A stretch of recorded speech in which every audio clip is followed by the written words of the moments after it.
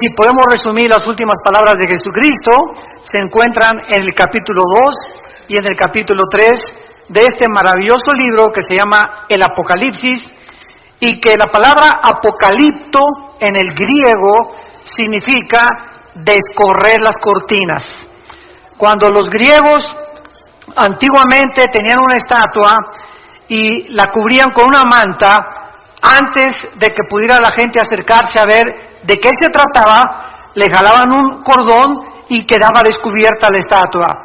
Este efecto del correr las cortinas en el griego es apocalipto. Actualmente, cuando hay la exposición de carros en Ginebra, en Francia, en París, pues tapan, ¿verdad?, los Lamborghini, los Ferrari, los nuevos carros, y la gente se acerca a los periodistas y quitan la manta y de repente aparece el nuevo modelo que están promoviendo. Este efecto se llama el Apocalipsis, descorrer las cortinas. ¿Por qué se llama así este libro? Porque en este libro Dios nos corre las cortinas del futuro. Nos abre la ventana para que nos podamos asomar y podamos percibir en lo que va a acabar el mundo. Para que podamos, no solamente por curiosidad o por aumentar el intelecto, ver cómo va a acabar el mundo, porque la gente es curiosa por naturaleza. Por eso estamos llenos de brujos, de falsos profetas, de mediums, porque todo el mundo está profetizando esto, está profetizando aquello, cuando todo está ya aquí escrito en la Biblia. Entonces Dios no solamente quiere que tengamos el intelecto para poder conocer por curiosidad, sino que nosotros sepamos que en la medida en que el Apocalipsis se va desarrollando, podamos irlo comparando con el aspecto geopolítico del mundo, con el aspecto antropológico del mundo, como es ahorita la famosa transgéneros y todas estas abominaciones para destruir la familia, el fundamento con el cual la sociedad ha estado establecida, y podamos prevenirnos y levantar nuestra voz. Somos la sal de la tierra. Y si nosotros no hablamos, y si nosotros no continuamos manifestando la opinión de Dios al mundo en todas las áreas donde tú te desenvuelvas, por eso dice el dicho, los malos triunfan cuando los buenos no hacen nada. Entonces, quedarnos callados es hacernos cómplices de la maldad del mundo. Fíjate lo que estoy diciendo. Y si tú eres cristiano, tú eres la sal de la tierra. Y cuando la sal pierde su sabor, dice en Mateo capítulo 5 el Señor Jesucristo, no sirve más que para ser pisoteada por los demás. El día que nosotros perdamos nuestro sabor y perdamos nuestro testimonio, no sirves para nada. Y la misión por la cual Dios nos llamó para poder realmente bendecir al mundo es para que evitemos hablando, comunicando, predicando, testificando el Evangelio de la gracia de Dios, e impidamos que la corrupción del mundo continúe avanzando con la velocidad que actualmente lo está haciendo.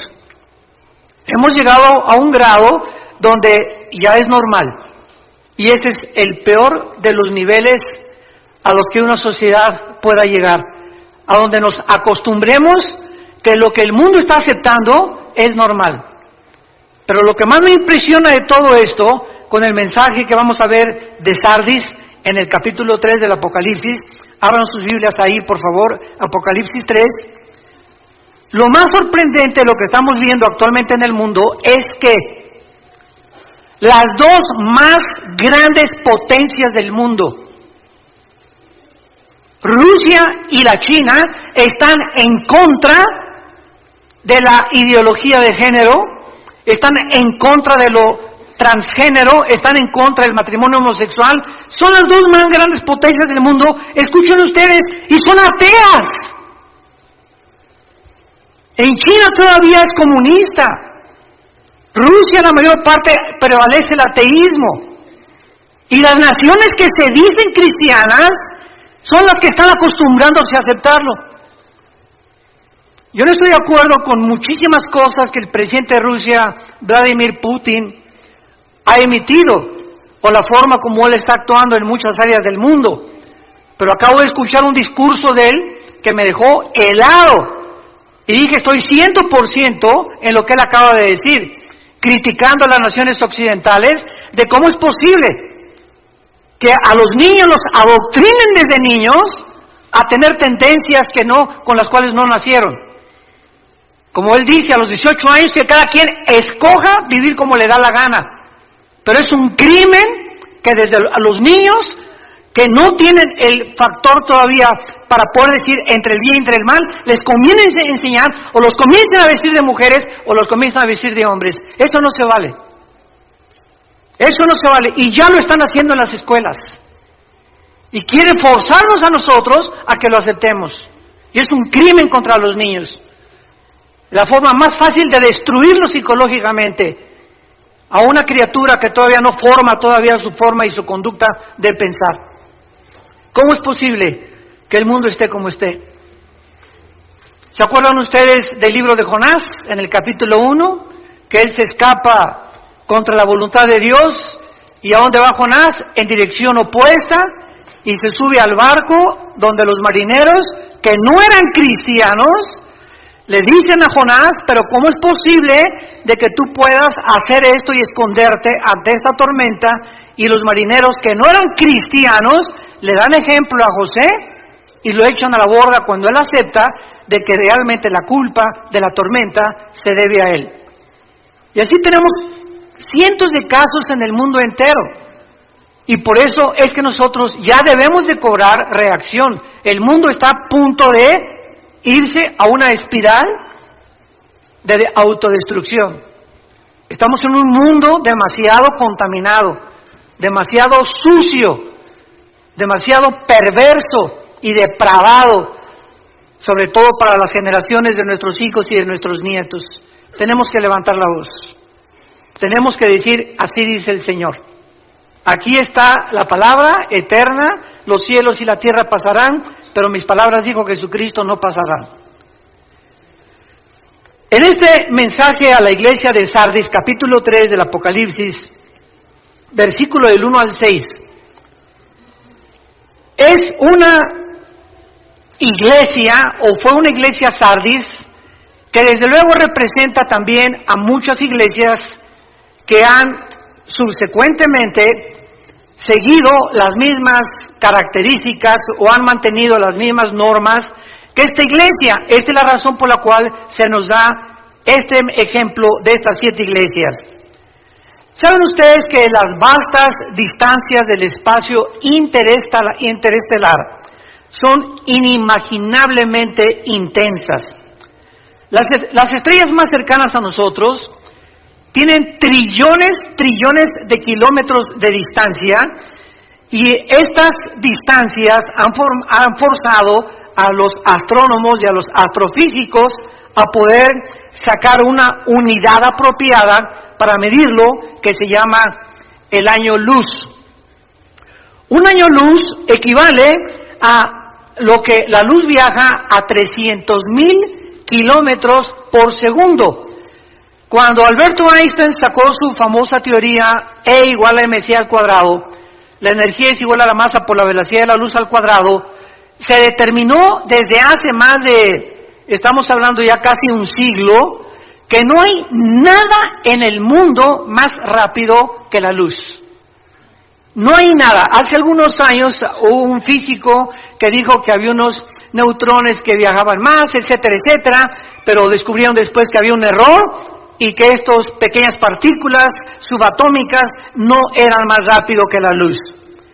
Y esto es increíble porque el Sol se encuentra a 150 millones de distancia de la Tierra. O sea que la luz del Sol hacia nosotros viaja en 8 minutos 20 segundos. Es lo que tarda la luz del Sol llegar a la Tierra. 8 minutos 20 segundos. En 250 millones de kilómetros que tiene. Ahora, las estrellas que están, imagínense, a miles de kilómetros, de trillones de kilómetros, más lejos del Sol, y que vemos en la noche como puntitos de luminosos, muchas ya no existen. ¿Por qué? Porque desaparecieron hace millones de kilómetros. millones de años, pero ¿por qué seguimos viendo su luz?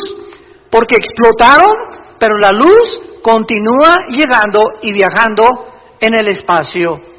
Yo quiero usar este fenómeno de la física para poder compararlo con la situación de muchas iglesias que hace muchos años brillaron, tuvieron luz, fueron luminosas y ahora solamente desaparecieron estas iglesias y viven de la luz del pasado. Viven de sus victorias pasadas. Cristianos que hace 10 o 15 o 5 años tuvieron una muy buena vida y ahora ya completamente están apagados. Iglesias apagadas que tienen el nombre, que viven, pero están muertas. Y muchos de ustedes que nos escuchan a través también de las redes sociales y de internet y de YouTube, etcétera, etcétera, muchos de ustedes que nos escuchan solamente tienen el nombre de cristianos, pero están muertos espiritualmente a los ojos de Dios. Y recordemos algo, para comenzar a definir los términos. La palabra muerte, thanatos, en el griego, no significa cesación de existencia. No significa dejar de existir o de vivir. La palabra muerte en la Biblia significa separación, si lo quieres apuntar. ¿Quiénes son los muertos espiritualmente? Los que están separados. Están existiendo, pero no tienen una relación viva, dinámica, orgánica con el Señor Jesús. ¿Quién es un muerto físicamente? Una entidad que ha dejado, que se ha separado, su cuerpo está en la tumba, pero su alma y su espíritu se han separado de su cuerpo. Es lo que la muerte física no es cesar de existir, y se han ido o al cielo o han bajado al infierno a esperar el juicio final. Entonces la muerte física es la separación del cuerpo, del alma y del espíritu. La muerte espiritual es la separación del espíritu, del alma y del cuerpo. Y la muerte eterna es la separación del espíritu, del alma y del cuerpo eternamente de la presencia de Dios. Siguen existiendo, pero están separados eternamente de Dios. Esta ilustración nos resume, repito, la situación de muchas iglesias que aún continúan brillando con la luz reflejada de un pasado brillante. Y vemos nosotros de qué forma el mundo va a acabar, dónde va a terminar. Hace algunos días tuve una reunión con varios pastores centroamericanos y me estaban preguntando que cuál era la opinión de nosotros acerca del futuro de la iglesia. Y les dije, bueno, he escuchado desde hace algunos años que han por ahí predicado Argentina para Cristo, Paraguay para Cristo, México para Cristo, España para Cristo. Y les dije yo, ¿de dónde sacaron estas tonterías? Porque en la Biblia no existe nada absolutamente de que una nación entera se vaya a convertir. Esto va a suceder hasta Apocalipsis 22 en el tiempo del milenio. Entonces la Biblia no profetiza ni tampoco nos exhibe que antes que venga Cristo la situación del cristianismo va a mejorar. Al contrario, la Biblia enseña que antes de que Cristo venga viene la apostasía.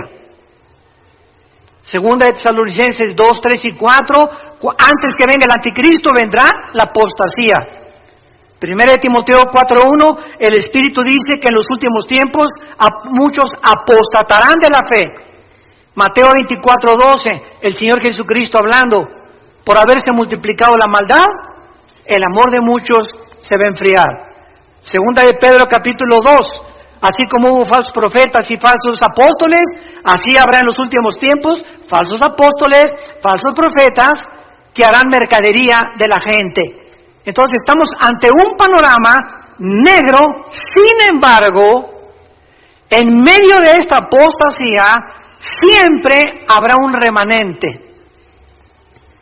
Siempre habrá en todas las naciones, en todas las iglesias, un pequeño, muy reducido, muy pequeño de verdaderos cristianos. Y a ese pequeño remanente tú eres el que debes de permanecer y pertenecer. Ese es el remanente que Dios va a cuidar, a protegernos de todo lo que viene en el mundo. Como dice aquí en Apocalipsis capítulo 3, versículo 10, por cuanto has guardado la palabra que yo te he dicho, ese mensaje a Filadelfia, te guardaré de la hora de la prueba que ha de venir sobre el mundo. Dios va a proteger a ese remanente. Por lo que, dándonos cuenta de cómo el mundo es tan agresivo y cómo las fuerzas de la naturaleza han atacado al mundo, al planeta Tierra, huracanes, tsunamis, incendios, terremotos, etcétera, etcétera, siempre los ha habido en la historia, pero nunca habían convergido todos juntos, como ahora lo estamos viendo, uno tras otro, uno tras otro, uno tras otro. Solamente esta semana más de 62 terremotos hubo en el mundo. Nada más en 7 días. Muchos no se dan a conocer porque fueron de 3 grados, de 4 grados, de 5 grados, van aumentando, etcétera, etcétera. Pero estamos en un mundo convulsionado completamente por las fuerzas naturales de la naturaleza. Entonces, teniendo en cuenta estos factores y estas condiciones, acerquémonos a Dios. Es tiempo que te acerques a Dios con tu familia y con tu matrimonio. Es tiempo que reunamos a nuestros hijos y les demos testimonio. Es tiempo que a tu novia le des testimonio que es un cristiano. Y no la manosees, no te atrevas a tocarla antes de casarte. Es tiempo que le des a tu novio un testimonio de lo que es una muchacha hija de Dios. Porque ese es el testimonio, como dice Hebreos capítulo 13, alcanzaron por la fe buen testimonio los antiguos. Los testigos que ahí menciona, desde Abel, Noé, Enoc, Abraham, etcétera, etcétera. Y este es el testimonio que hace falta actualmente en el mundo que nos rodea. El mensaje a la iglesia de Sardis dice así: escribe al ángel de la iglesia en Sardis, el que tiene los 7 espíritus de Dios y las 7 estrellas, dice esto: yo conozco tus obras, que tienes nombre de que vives y estás muerto. Sé vigilante y afirma las otras cosas que están para morir, porque no he hallado tus obras perfectas delante de Dios. Acuérdate pues de lo que has recibido y oído, y guárdalo, y arrepiéntete. Pues si no velas, vendré sobre ti como ladrón, y no sabrás a qué hora vendré sobre ti. Pero tienes unas pocas personas, ahí está el remanente, tienes unas pocas personas en Sardis que no han manchado sus vestiduras, y andarán conmigo en vestiduras blancas, porque son dignas. El que venciere será vestido de vestiduras blancas, y no borraré su nombre del libro de la vida, y confesaré su nombre delante de mi Padre y delante de sus ángeles. El que tiene oído, oiga lo que el Espíritu dice a las iglesias. Sardis fue una de las ciudades más bellas del mundo entero. Fue fundada 1200 años antes de Cristo y fue la capital del reino de Lidia hasta el año 549-550 antes de Cristo, cuando fue conquistada por Ciro, el emperador o el rey de Persia, que es ahorita Irán. Esta ciudad fue destruida por los jónicos en el año 501 antes de Cristo, y finalmente Sardis fue conquistada por Alejandro el Magno. El rey más famoso de Sardis se llamaba Creso con C de Carlos, y estaba la ciudad emplazada en una llanura preciosa junto al río Hermus, en una posición militarmente envidiable, porque estaba construida la ciudad hacia como casi en una montaña, como una torre, por lo cual era muy difícil. Solo Alejandro el Magno lo pudo hacer, y el rey Ciro de Persia. Era una ciudad riquísima en pepitas de oro. Ahí, dicen los historiadores, comenzaron a encontrarse las primeras pepitas de oro. Cuando Alejandro el Magno conquista a Sardis, esta ciudad se rinde completamente a Alejandro el Magno y absorbe la cultura helénica, que es la cultura de los griegos, y que posteriormente los romanos también la absorbieron, y entonces el mundo comenzó, el europeo y el Asia Menor, a hablar el griego. Vean ustedes de qué forma Dios preparó todo esto para que el Nuevo Testamento que tenemos nosotros haya sido escrito ¿en qué idioma original? En el griego. Así que el Nuevo Testamento, los originales, fueron escritos en el griego, porque el griego y el hebreo son los dos únicos lenguajes que sus letras tienen símbolos de número. Esto se llama gematría. Entonces, la B en griego es el 5, la X en griego, ¿no saben? El 10, el 2X, 20, 3X, el 50, ¿verdad? Bueno, sí saben griego. Entonces, esta es la razón también, y aparte que las palabras griegas, como las palabras hebreas, tienen 4 o 5 significados. ¿Qué quiero decirles? Por ejemplo, la palabra padre en español, ¿qué significa? Progenitor, ¿no? Pero también significa bonito. ¿Cómo? ¿Qué padre está el cielo? Oye, ¿qué padre vestido traes? ¿Qué le estás diciendo? ¿Que ese vestido lo engendró quién? No, ¿verdad? Pero vean ustedes cómo usamos barbarismos en todos los idiomas, y entonces usamos palabras que si las queremos traducir no tienen traducción en inglés, por ejemplo. Imagínense, what father is the heaven? Dile eso a un americano y no te va a entender.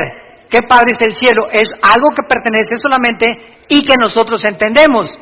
Por eso mi esposa y yo, cuando oímos chistes en Estados Unidos, casi nunca los entendemos, y cuando contamos chistes nosotros, sobre todo los de Cantinflas, menos los entienden ellos. ¿Verdad? Bueno, esto es impresionante, porque esta es la razón por la cual el griego fue absorbido por las culturas antiguas para preparar el camino a la predicación del Evangelio de la gracia de Dios. El emperador romano Tiberio, ya cuando Roma conquistó a Grecia, reconstruyó esta ciudad de su tesoro personal de 10 millones de sestercios. 10 millones de sestercios equivalen a $1 millón del siglo XXI. Los mejores gladiadores de Roma salieron de Sardis, y la mayor parte de los gladiadores se degeneraron por todo el ambiente que había en la ciudad y en el Imperio Romano, y entonces, ¿verdad?, y el libertinaje que existía, y pues fue una de las cosas que terminaron también con estos guerreros de esos tiempos. Las personas de Sardis adoraban a la diosa Cibeles. Me acuerdo que ahí en Tecamachalco, en México, hay una calle que se llama La Fuente de Cibeles. Bueno, esa palabra Cibeles viene de la diosa de Sardis, que también tenía el nombre de Artemisa, que era la diosa de la fertilidad. Y bajo esta atmósfera degenerada, la iglesia estaba creciendo, pero poco a poco la influencia del mundo en la iglesia termina matando, asfixiando el testimonio que debemos de dar.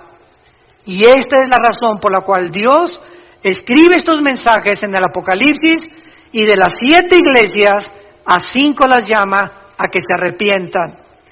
Porque si Cristo viene ahorita saliendo el servicio, o hoy en la noche, o mañana, o dentro de un año o varios años, y tú te encuentras en la condición en la que tú te encuentras actualmente, te vas a quedar. Te vas a quedar. Porque ya las trompetas del Apocalipsis oyen en el cielo, y va a haber millones de personas que llenan actualmente las iglesias que se dicen cristianas en el mundo entero, que no se han arrepentido nunca de su vida. Las iglesias están llenas de cabritos, mazacuatas, coralillos, cascabeles y chivos y cabritos. Y la cantidad de ovejas en las iglesias es reducidísima. Entonces, esta es la razón por la cual tanta gente, oye, ¿por qué no vas a la iglesia? Ay, porque son una bola de hipócritas. Y con estas personas, es que conociste a la cizaña, a las mazacuatas y a los coralillos. Te andabas juntando con los chivos. Nunca buscaste las verdaderas ovejas. Los verdaderos jóvenes consagrados, las verdaderas muchachas consagradas, los verdaderos matrimonios que quieren servir a Dios y que están luchando por sobrevivir en el mundo que nos rodea. Entonces, cuando ponemos los ojos en los hombres, se nos olvida que Jesús en Mateo 13, en su parábola famosa de la semilla y de la cizaña y el trigo, nos lo advirtió, que está sembrada en todas las iglesias cizaña. Están personas infiltradas, sin que lo sepan ellas, movidas por poderes espirituales enemigos de Dios, para hacer tropezar a las ovejas, para hacer mala influencia a matrimonios, para que de alguna forma comience el leudamiento de la iglesia. Como en la parábola de cuando se introducen las 3 medidas de harina o de levadura en el pan, y dice Cristo hasta que todo es leudado. Y ahí simboliza a una mujer como la persona que se leuda todo, porque es el símbolo de la iglesia apóstata, la gran ramera de Apocalipsis 17. ¿Quién es la gran ramera de Apocalipsis 17? El conjunto de todas estas iglesias que tenían nombre, que vivían y estaban muertas. Es las iglesias que se vendieron, que cedieron a la presión del mundo y no mantuvieron sus convicciones hasta el final.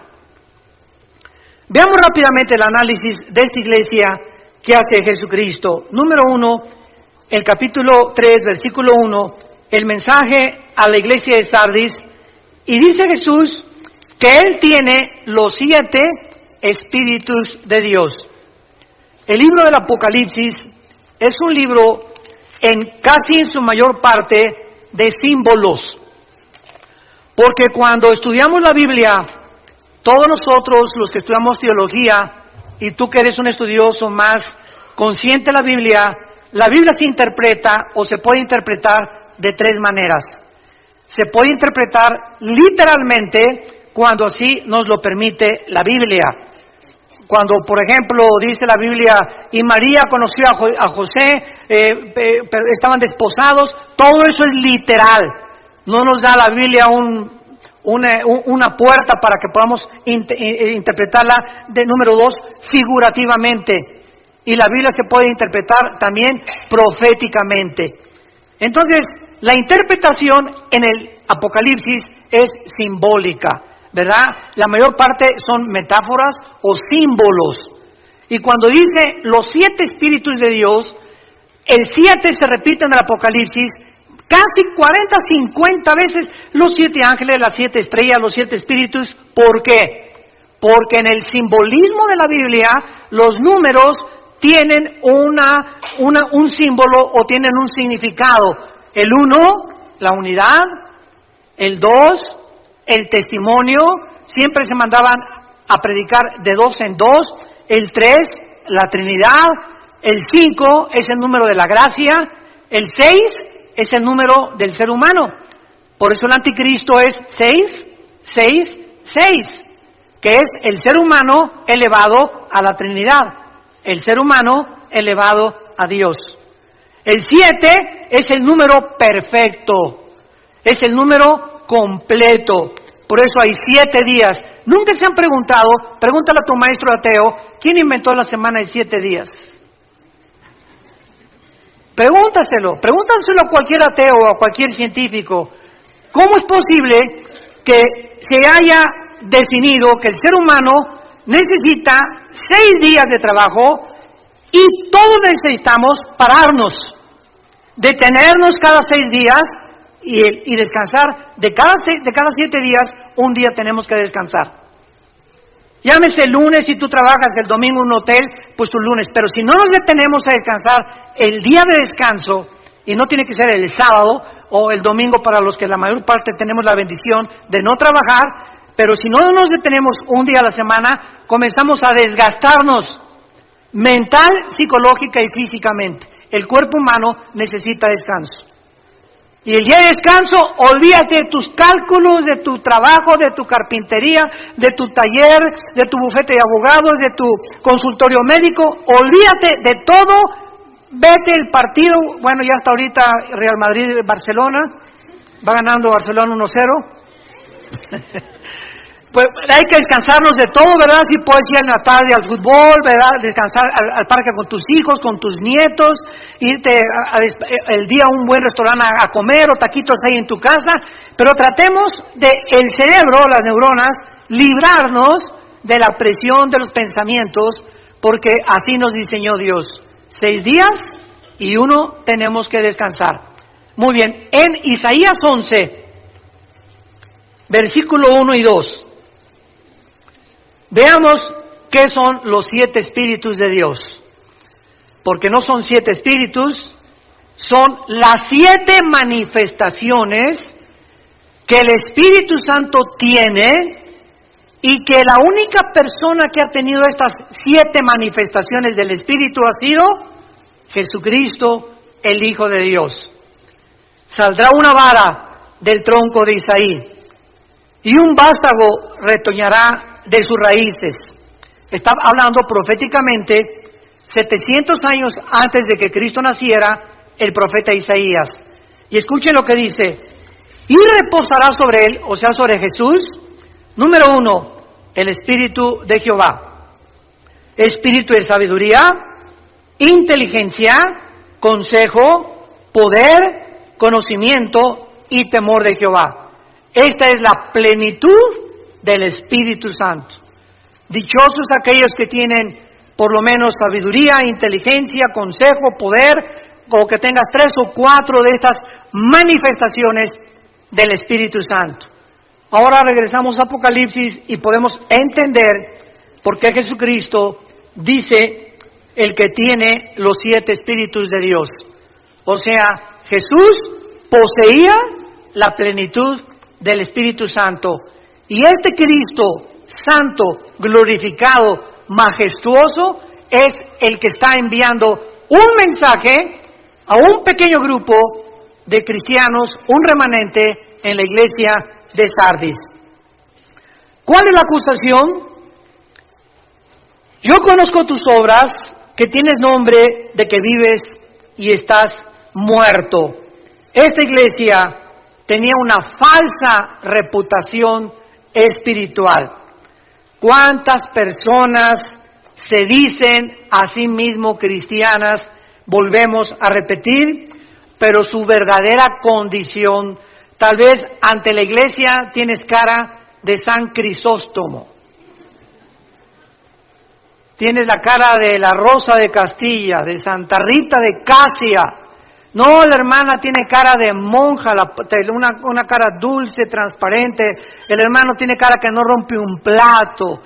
Pero en su casa tiene otra cara. Y en su trabajo tiene otra cara.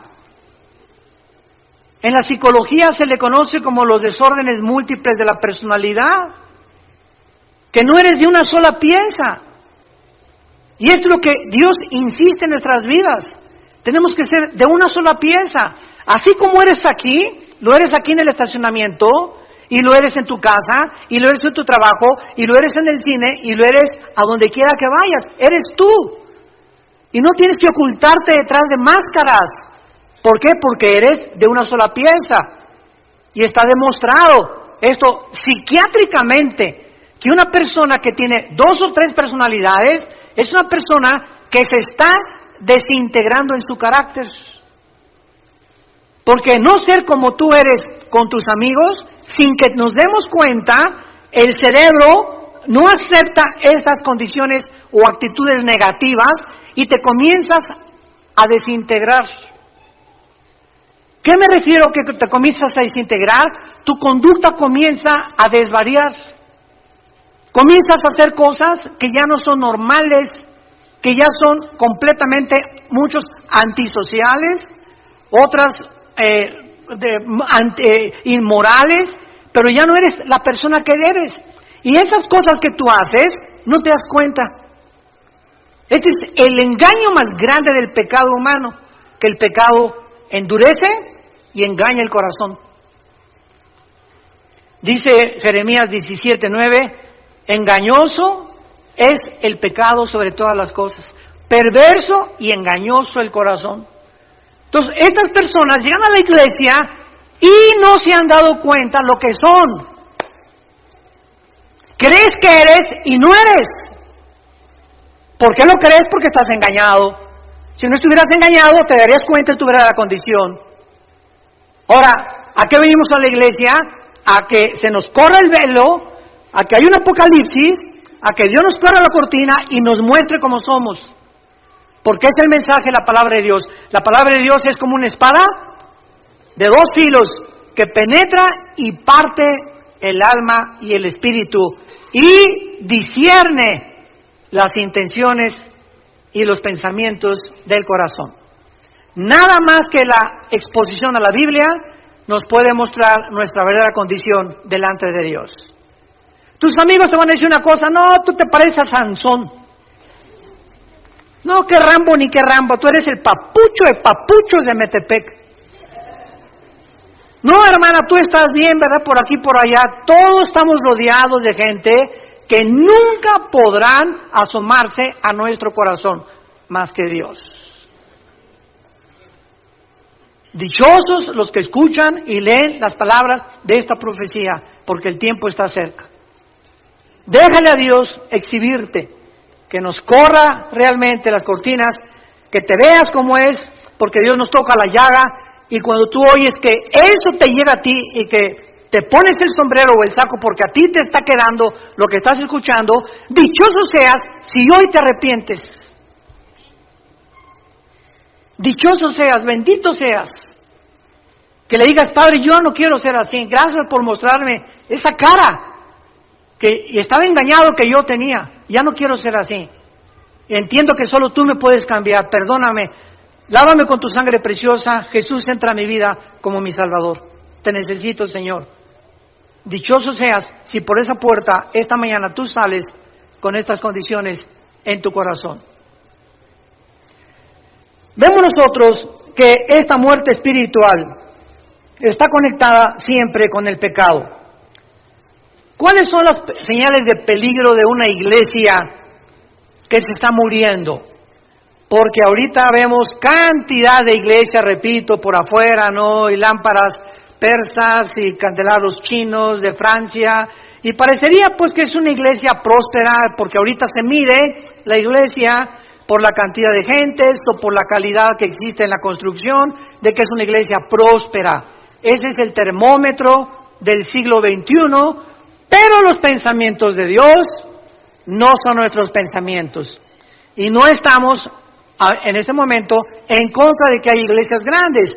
Gracias a Dios las que son grandes y las que tienen la ventaja de tener un buen recinto. No estamos en contra de eso. Estamos en contra de que se enfoquen solamente en eso nada más, como lo vamos a ver a continuación. ¿Cuándo son las señales de peligro de que una iglesia se está muriendo? Cuando las actividades de la iglesia se enfocan en actividades sociales o de construcción en lugar de un cambio del corazón de las gentes mediante el Evangelio y la predicación de Jesucristo. Cada vez que nosotros tenemos oportunidad de platicar con pastores, y tengo muchos amigos pastores, gracias a Dios, y somos un cuerpo todos, siempre a muchos de ellos les pregunto, ¿cuántos estudios bíblicos tiene tu iglesia? Pues tenemos la femenil el miércoles y tenemos 3 servicios el domingo. Le digo, pero entre semana no hay discipulado. ¿Quiénes son tus hombres? Le pregunto yo a mis hermanos pastores, ¿quiénes son tus hombres que tienes a tu alrededor? Tus Timoteos. ¿No tienes un grupo de 3 o 4 hombres a quienes te estés dedicando más tiempo que a todas las demás iglesias, que a todas las demás ovejas, y que los estés discipulando para que estas personas el día de mañana te ayuden a ser los pilares de la iglesia. Porque una iglesia que tiene 500 miembros necesita 3 pastores. Imposible que un pastor alimente a 500 ovejas. Imposible. Aconseje, vaya a los velorios, vaya a los hospitales, etcétera, etcétera. A las 2 de la mañana conteste el teléfono que le dio un planchazo a su esposo, a la esposa. Imposible. Entonces, las columnas que sostienen una iglesia son los varones. La iglesia es un conjunto, se les llama en el Nuevo Testamento ancianos. No de edad, porque es la palabra presbúteros, ancianos, sino líderes espirituales que nos ayudan a los que levantamos iglesias a poder delegar las responsabilidades, porque si no lo hacemos, acabamos en el psiquiátrico. Entonces, si una iglesia no tiene estudios bíblicos y no está discipulando entre semana a las iglesias, es una iglesia que ya se le olvidó el mandamiento de Mateo 28, 19 y 20, la gran comisión. Todos se lo saben de memoria. Muere Cristo y sube al cielo y dice: toda potestad me es dada en los cielos y en la tierra, y predicar el evangelio y hacer discípulos en todas las naciones. ¿Qué es hacer un discípulo? Hacer seguidores. La palabra discípulo es matetus en el griego, matetus, que significa el que sigue a otro. Eso es lo que es un discípulo.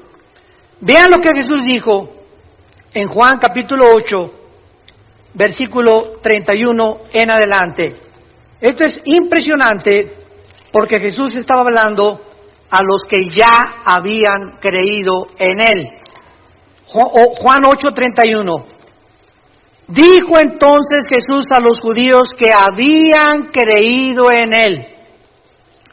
Y las iglesias cristianas pues están llenas de personas, porque si no, no irían, que dicen que creen en Jesús. Pero fíjate lo que dice la Biblia, ¿qué significa creer en Jesús? No solo intelectualmente. Jesús les dijo: si ustedes permanecen en mi palabra, serán verdaderamente, ¿qué cosa? O sea, si ustedes continúan también todos los días tus devocionales en tu casa, estudios bíblicos en la iglesia, etcétera, etcétera, entonces te conviertes de cristiano a discípulo. Y no todos los cristianos son discípulos. Solo los discípulos son cristianos. Y conocerán la verdad, y la verdad os hará libres. ¿Por qué hay tantos cristianos que se dicen cristianos, que vienen a las iglesias y todavía celebraré Halloween? ¿Pondré árbol de Navidad en diciembre? ¿Qué tan apretados deben las mujeres llevar los pantalones? Deben de tatuarse los jóvenes. Siempre están con tonterías de esas, fijándose siempre en estas cosas superficiales que no es lo que hace un verdadero cristiano. Pero son esta clase de gente que están en todas las iglesias. No nos asustemos si tú oyes que en la nuestra también hay ese tipo de personas. Las hay, porque así es la iglesia, una mezcla de cizaña con trigo, y no salen de eso. En otras palabras, igual que los fariseos, siempre están buscando agradar a Dios por sus obras, por cómo se visten, por cómo se pintan, por lo que hacen. Si ponen árbol de Navidad, yo no puse árbol de Navidad, pon una palomita de arriba, Miguel. ¿Se imaginan ustedes en Navidad el Señor, a ver el arcángel Miguel, vayan a ver quién no puso árbol de Navidad y le ponen paloma? Los que pusieron árbol de Navidad, aunque estén contentos y llenos de la gracia y del Espíritu Santo, pones una tacha, porque a mí no me gustan las esferas. Por el amor de Dios, ya entendamos lo que es el cristianismo. Es algo interno del corazón. Romanos 14, el reino de Dios no consiste en bebida, comida, lo que hagamos, sino en gozo y paz en el Espíritu Santo. No le preguntes, ¿tienes tatuajes? Pregúntale si tiene gozo y paz en su corazón. Y por el amor de Dios, un gordo no se atreva a criticar a alguien que está tatuado. Yo se los he dicho. ¿Por qué, hermano? Porque tú no eres un templo del Espíritu Santo, eres una catedral del Espíritu Santo. Tú le estás haciendo más daño a tu cuerpo que alguien que se puso un dibujo ahí en el brazo o en la panza o en el ombligo.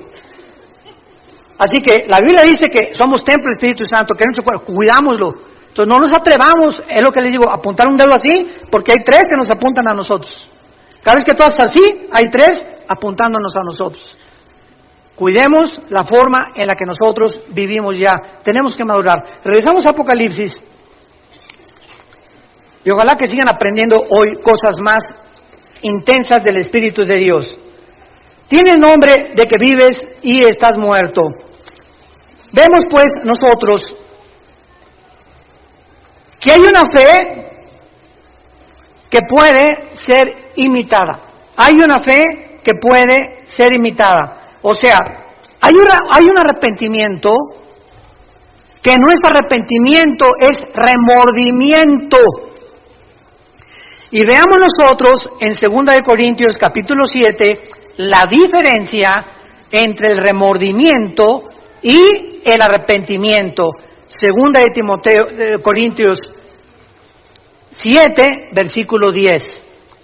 Porque la tristeza que es según Dios, o sea, cuando realmente nuestra tristeza es el fruto de que Dios está trabajando en nuestro corazón, produce arrepentimiento para salvación, de que no hay que arrepentirse, pero la tristeza del mundo produce muerte. En otras palabras, llega una muchacha y una persona, hermano, pues caímos en la fornicación o hice este pecado y el otro, hay una tristeza tremenda en mi corazón, hay que fijarnos que esa tristeza no sea porque voy a tener que recoger la cosecha, y ahora quién me va a poder a recoger con mi niño, voy a quedar embarazada porque soy madre soltera. Esa tristeza no es de Dios, esa tristeza es porque estás teniendo miedo de lo que la gente diga y de las consecuencias que vas a tener. Pero cuando nuestra tristeza es, Señor, te he ofendido, no me importa lo que la gente diga, quiero tu perdón. En ese momento sabemos que somos perdonados, 1 de Juan 1:8, porque la sangre de Cristo nos limpia de todo pecado, y de ahí en adelante ya no vivo con vergüenza, porque no tengo que arrepentirme. Ya me arrepentí y lo creo, porque la sangre de Cristo tiene poder. ¿Me siguieron con cuidado? Esa es la diferencia. Judas se arrepintió. A ver, aquí tenemos a 2 hombres, a Pedro y a Judas. Los 2 cometieron alta traición. Los 2 negaron a Cristo. Los 2 desobedecieron a Cristo. Sin embargo, la Biblia dice que hay una diferencia entre Pedro y entre Judas cuando los 2 eran culpables de alta traición. Pero cuando Pedro cometió el pecado de negar a Jesucristo, lloró amargamente porque sabía que Jesús era el Hijo de Dios y sabía que lo había traicionado. Pero no se quitó la vida como se la quitó Judas. Judas agarró las 30 monedas de plata y las aventó a los sacerdotes y fue y se ahorcó. Y dice la Biblia que se rompieron las cuerdas, cayó sobre piedras y se le salieron todos los intestinos a Judas. Así murió Judas. Si él hubiera creído que Jesús era el Hijo de Dios, no se hubiera matado. No se hubiera quitado la vida. Hubiera creído que hay perdón en la cruz que iba Cristo a enfrentar. Pero él no creyó nunca en Cristo. Él nunca fue salvo. Jesús mismo dijo en Juan que era un diablo desde que Dios lo llamó. Y formaba parte del plan de Dios para demostrarnos que siempre habrá gente cerca de ti y cerca de nosotros, diablos. Y muchas veces tarda tiempo en descubrir quiénes son nuestros verdaderos amigos. Los que verdaderamente en tiempo de la prueba están con nosotros o están contigo. Es el mundo que vivimos. No todo es angelitos, no todo es Disneylandia, no todo es Reino Ventura. Estamos en un mundo donde hay lobos rapaces junto a ti, atrás de mí, a tu derecha y a tu izquierda. Es un mundo muy feo el que vivimos, y si estamos bajo el amparo del Señor, Él nos cuidará, nos fortalecerá, nos librará del lazo del cazador, de la peste destructora, y mandará sus ángeles a que nos rodeen. ¿Por qué? Porque en Él hemos puesto nuestra confianza. El Salmo 91. Hay una fe que no es real, hay una creencia que no es real. En Hechos capítulo 8, Simón el mago creyó. ¿Se acuerdan ustedes?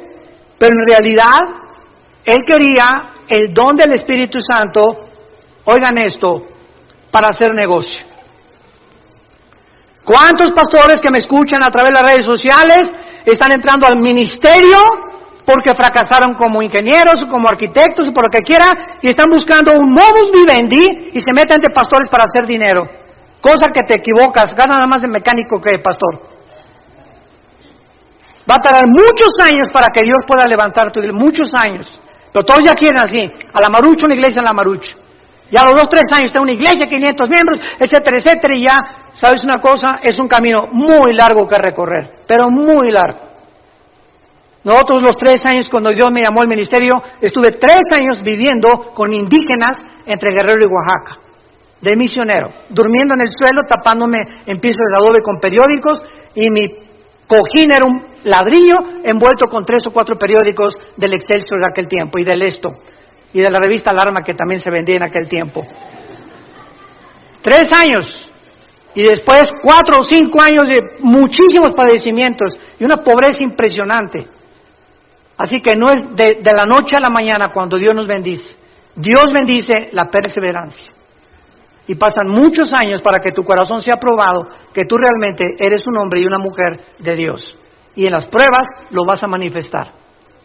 Hay una santidad que no es real. Joás, el rey de Judá, se recubrió con un manto de santidad, irreprochable, ¿verdad? Y Judas, ¿quién más que Judas? ¿Quién se imaginaba en la última cena, cuando Jesús dice, uno de ustedes me va a traicionar? Nadie de los discípulos, ni por acá les pasó que iba a ser Judas el traidor. Estaba tan perfectamente bien disfrazado y camuflajeado que nadie lo pudo saber, pero el Señor conoce los corazones. Hay un amor también que no es real, que solo consiste en emociones. Vivimos tiempos difíciles y hay una humildad también que es falsa. Es una humildad que muchas veces detrás de una capa de modestia y de sencillez se esconde un corazón terriblemente orgulloso. ¿Cómo lo descubres? Muy fácil, cuando te vas a estacionar. Tenemos gente aquí que se llaman de seguridad con su gafete. Por favor, no estacione ahí. ¿Qué no sabes quién soy? Yo no soy de la prole, Yo soy pirruris. Por el amor de Dios. Ya, bájale 5 rayitas. Claro que sí, mi comandante, usted, aunque no sea policía, lo obedezco porque trabaja para la iglesia, usted sabe lo que está haciendo y obedecemos. En estos pequeños detalles nos damos cuenta cuánto hay dentro de nosotros de orgullo y de falta de humildad. Y no queremos que nadie nos diga nada. ¿Por qué? Tú no sabes quién soy, yo me estaciono donde yo quiero. ¿Te das cuenta? Esto es lo que demuestra el corazón. En los pequeños instantes que Dios te mandó a esa persona para probar tu corazón, ya saliste reprobado. Padre, te damos gracias en el nombre de Jesucristo por tu palabra. Continuaremos, Padre, examinando este mensaje de esta iglesia, donde las condiciones eran deplorables, así como lo es la vida de muchos que se dicen que te siguen y que son cristianos, y realmente están muertos, aunque ellos crean que están vivos. Gracias porque la exposición a tus palabras nos desnuda, nos corre completamente las cortinas viciosas que tenemos en el corazón, que nos impiden ver cómo somos ante ti. Recordamos las palabras de David en el Salmo 19. ¿Quién reconocerá sus propios errores? ¿Quién? Oh Dios, le decía David a Dios, muéstrame mis errores escondidos, mis pecados ocultos que yo no puedo ver. Arrepiéntete con todo tu corazón y dile: Jesús, te pido perdón por mis pecados.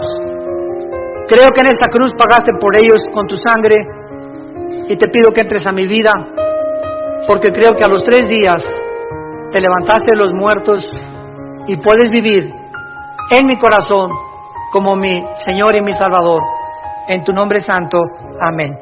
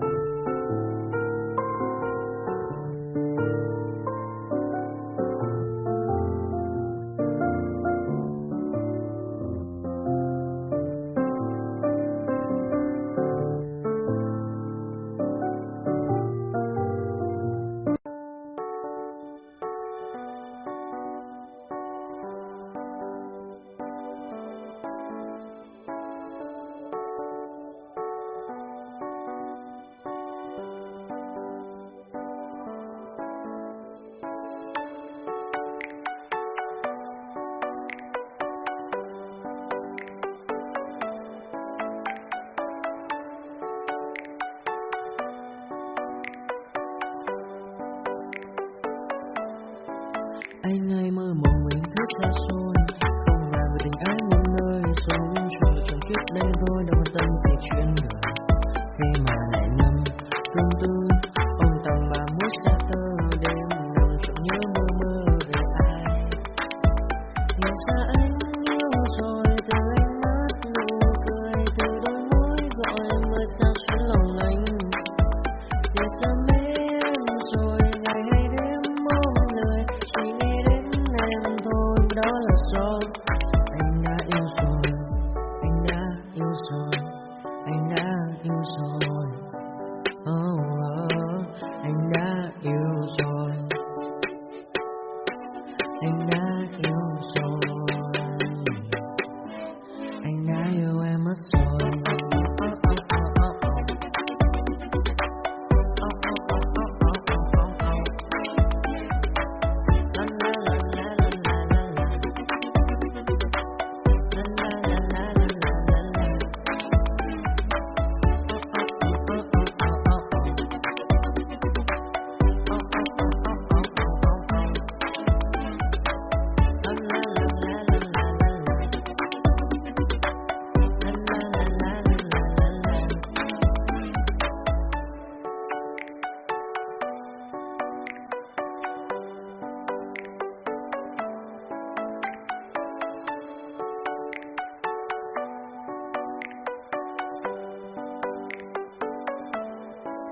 Anh ơi mơ mộng mình thức xa xôi, không ngờ người tình ái muôn nơi sống cho trọn kiếp đây thôi, đâu quan tâm gì chuyện đời.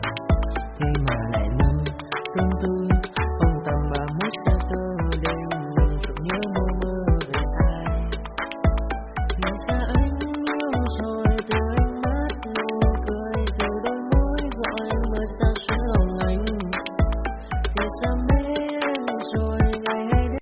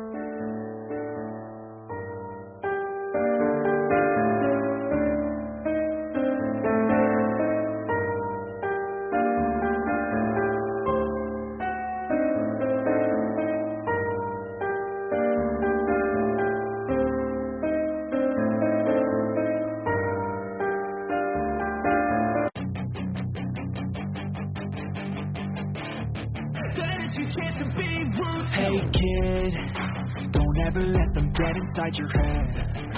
They'll tell you what to do in life instead of everything you know that you can get. Don't let them guide your life towards regret. I'll fight for what I love with every breath. My past is filled with things I won't forget. I use them all to push me to my best. So treat the worst of times just like a test. If only I could go back in time, I'd tell myself that everything will end up alright. Just push yourself, test yourself, figure out what you like, and find your limits, don't be rigid, always work towards a prime. Surround yourself with open minds, people can change your life. A few friends with intent can help you feel alive. Find a passion, take some action, and with a little time, just be patient, make a statement, try to enjoy your life. They'll try to kick you while you're down.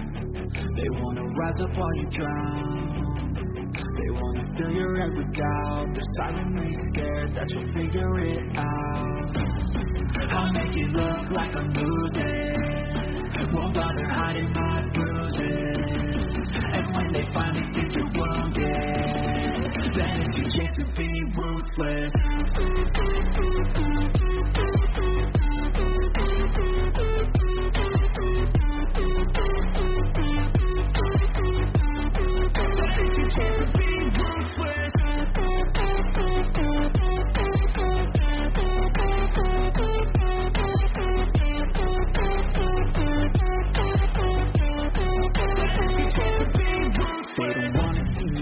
They don't wanna see me care. Anytime I make some progress, I can see that they compare. I think everyone's against me, maybe something in the air. Am I paranoid? I swear a void is forming and they're scared I walk astray.